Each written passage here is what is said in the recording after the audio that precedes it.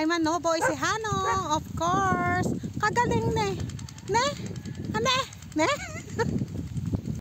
Ay manobo si Hano, of course. Mamaya na ako mag-uurong. Ay manobo si Hano, of course. Eka nga niya. Oo, yun nga ang eka niya.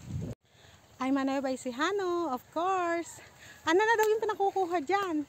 Speaking of ana, alam nyo ba, nung nagtatrabaho ko sa Maynila noon, nako, pinahiya ako ng katrabaho ko. Ano yung ana? Ana, sabi niya sa akin, ba't anak ka ng ana? Sabi niya, ano ba yung ana? Ana na daw ako yung cellphone. Sa cellphone ako nagtatrabaho noon eh. Tapos, anong ana? Alam naman ana dito, sabi sa akin. Tapos naisip ko, hindi alam niya yung anak ako. Kaya sabi ko, akin na. Sabi ko, akin na. Ayun, ayusin mo. Sabi sa pinahiya niya talaga ako. Mayak-yak ako na sa trabaho ko. Tapos ayun, hindi na lang ako pumasok kinabukasan sa trabaho.